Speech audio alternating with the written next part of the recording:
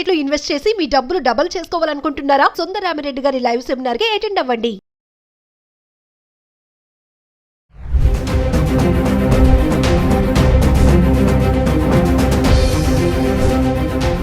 నమస్తే, welcome back to Suman TV. ప్రస్తుతం మనతో పాటు ఉన్నారు consumers affairs committee chairman Mandari Krishna Reddy గారు. నమస్తే సార్. నమస్తే. సార్, ట్రంప్ వీడియోస్ మనం చాలానే మాట్లాడుకున్నాం. ట్రంప్ డెసిషన్స్ ఎలా ఉంటాయి, చాలా విచిత్రంగా ఉంటాయి అనేసి. మరి ఇప్పుడు కొత్తగా ఏంటంటే the one big beautiful bill అనేది ఆమోదానికి ఇంకా రాలేదు. మరి వస్తే మన వాళ్ళ పరిస్థితి ఏంటి? అసలు ఇండియాకి డబ్బులు పంపితే ఫైన్ అంటున్నాడు. అంటే ఇదంతా కక్షపూరితంగా చేస్తున్నాడు. ఉన్నటువంటి టర్మ్లో నన్ను గుర్తుపెట్టుకోవాలి ప్రతి ఒక్కరు అనే ఆలోచన అంటారా? ఇదంతా కూడా మళ్ళీ అమెరికా మేక్ గ్రేట్ అగైన్ అన్నట్టేనా? అసలు దీని గురించి మాట్లాడితే ఏం చెప్తారు సార్? ఒక్క ఇండియా మీదనే కాదు, ట్రంప్ చేసే విధానం ఇండియాకు వ్యతిరేకంగానే అనుకోవడం లేదు. ఇక్కడ ఏ దేశానికైనా డబ్బు పంపించాలంటే, అంటే అమెరికాలో స్థిరపడ్డవారు గ్రీన్ కార్డు హోల్డర్ అయినా సరే, లేక H1 వీసా, ఇంకా L1 వీసా, ఇంకా రకరకాల వీసాల మీద వచ్చిన వాళ్ళైనా సరే, ఏ వీసా మీద వచ్చిన అమెరికాలో ఉన్న పౌరులు ఎవరైనా అమెరికాలో సంపాదించిన సంపాదనలోంచి తిరిగి తమ దేశానికి పంపించుకోవాలనుకుంటే, లేదా ఇతర దేశాలకు పంపించాలనుకుంటే, వాళ్ళు ఇండియన్ కరెన్సీలో ₹1,00,000కి ₹5,000 చొప్పున ట్యాక్స్ చెల్లించాల్సిన అవసరం ఉంది. దానికి బిల్లు ఇప్పుడు తయారవుతోంది. అతి త్వరలోనే అది ఆమోదం పొందబడుతుంది. ₹1,00,000కే ₹5,000 అంటే మరి అమెరికా నుంచి ఇండియాకు వచ్చేటువంటి ఎంత అమౌంట్ అనేది వరల్డ్ బ్యాంక్ చేసిన లెక్కల ప్రకారం తీస్తే $84 మిలియన్ల ఈక్వల్ అయినటువంటి అమౌంట్ ప్రతి సంవత్సరం కూడా భారతదేశానికి వస్తుంది అమెరికా నుంచి. అంటే $84 మిలియన్ మీద టోటల్గా వేస్తే ఎంత డబ్బు ట్యాక్స్ రూపంలో చెల్లించాల్సిన అవసరం ఉంటుందో తెలుస్తుంది. ఇండియన్ కరెన్సీలో చూస్తే ₹1,00,000కి ₹5,000, ₹1,00,00,000కి ₹5,00,000. మరి $84 మిలియన్ అంటే ఇంటూ ఇండియన్ కరెన్సీలో 80 వేసుకొని లెక్కేస్తే ఎన్ని వేల కోట్లు అవుతున్నాయి.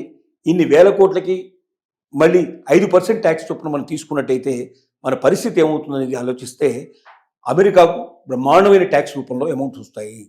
ఇండియన్స్ కూడా ఇక పంపించేయడం అంటే, ఇండియాకు పంపించడం అంటే 1-2 సార్లు ఆలోచించుకోవాల్సిన పరిస్థితి ఏర్పడుతుంది. ఇంత డబ్బు వృధా చేయాలా, ఇంత డబ్బు అమెరికాకు మనం కట్టాలా అనేటువంటి ఆలోచన కూడా వాళ్ళు చేయాల్సిన పరిస్థితి ఏర్పడుతుంది. కాబట్టి భవిష్యత్తు లోపల ట్రంప్ తీసుకుంటున్న జాగ్రత్త ఏమిటంటే, అమెరికాలో సంపాదించిన డబ్బు అమెరికాలోనే ఖర్చు పెట్టాలి, అమెరికాలోనే ఇన్వెస్ట్మెంట్ చేయాలి, అమెరికన్ బ్యాంకుల్లోనే దాచుకోవాలి. అప్పుడేమవుతుంది, అమెరికా ఇంకా సుసంపన్నమైన దేశం అవుతుంది.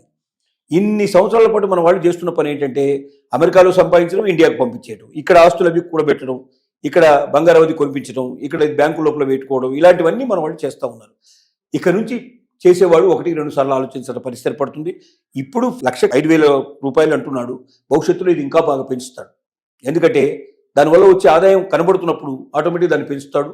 దాంతో అసలు ఇండియన్స్ కానీ ఇతర దేశస్తులు ఎవరైనా సరే వాళ్ళ దేశాలకి అమెరికా నుంచి డబ్బు పంపించాలంటే 1-10 సార్లు ఆలోచిస్తారు. ఇది ఆటోమేటిక్గా తగ్గిపోతుంది. అమెరికాలోనే వాళ్ళు ఇన్వెస్ట్మెంట్ చేయడం అయినా మొదలు పెడతారు. తద్వారా భారతదేశానికి కూడా చాలా నష్టం. ఇప్పుడు భారతదేశానికి ఏమవుతుందంటే, భారతదేశంలో సంపాదించే సంపాదన కన్నా ఇతర దేశాలకు వెళ్ళి భారతీయులు సంపాదిస్తున్న సంపాదన ఎక్కువ భాగం మన ఇండియాకు రావడం వల్ల, ముఖ్యంగా ఫారిన్ కరెన్సీ రూపంలో ఎక్కువ మనకు వస్తుంది. ఈ ఫారిన్ కరెన్సీ రూపంలో రావడం ఏంటంటే, మనం ఎగుమతులకి మనం దిగుమతులు చేసుకుంటున్నప్పుడు మనం మళ్ళీ వాళ్ళకి డాలర్స్ రూపంలో చెల్లించాల్సి వస్తుంది. అది కొంత మనకు ఉపయోగపడుతుంది, చాలా ఉపయోగపడుతుంది. ఇప్పుడు ఆ అవకాశం తగ్గిపోతుంది. తద్వారా భారతదేశం దిగుమతులు కూడా తగ్గిపోతాయి. కాబట్టి భారతీయులారా జాగ్రత్త. ఎవరైతే మీరు ఎన్ఆర్ఐలుగా ఉన్నారో, ఇక ముందు భవిష్యత్తు లోపల మీరు ఇష్టం వచ్చినట్టుగా విచ్చలవిడిగా భారతదేశానికి డబ్బు పంపించే అవకాశం ఉండదు. తద్వారా మీరు టన్నులు ఎక్కువ కట్టే పరిస్థితి ఉంటుంది. కాబట్టి అప్పుడు ఏం చేస్తారంటే, ఈ డబ్బంతా కూడా అమెరికాలోనే ఇన్వెస్ట్ చేస్తారు, అమెరికన్ ప్రభుత్వానికి ఎక్కువగా లాభం వచ్చేట్టు చేస్తారని ఆలోచనతోటి, చాలా ముందు చూపుతోటే అమెరికన్ ప్రెసిడెంట్ ట్రంప్ ఇప్పుడు ఈ నిర్ణయం తీసుకున్నాడు. ఈ నిర్ణయం ద్వారా ఒక భారతీయులే కాదు, ఏ దేశ వస్తువులైనా మొత్తం చాలామంది అక్కడ నివసిస్తున్నారు. చైనా మనకన్నా, ఇండియన్స్ కన్నా ఎక్కువ చైనీస్ ఉన్నారు. వాళ్ళు సంపాదించే సంపాదన ఇంకా ఎక్కువ. వాళ్ళు కూడా చైనాకు పంపిస్తున్నారు. ఇప్పుడు చైనాకు దెబ్బే, చాలా దేశాలకు దెబ్బే, మొత్తం ప్రపంచానికంతా దెబ్బే. ఇతర దేశాలకి, అమెరికా నుంచి డబ్బు వచ్చేటువంటి దేశాలన్నీ ఇప్పుడు ఆ డబ్బు ఆగిపోతే చాలా డబ్బు నష్టం అవుతుంది. ముఖ్యంగా విదేశీ మారక ద్రవ్యాన్ని నిల్వ చేసుకునే పరిస్థితి తగ్గిపోతుంది.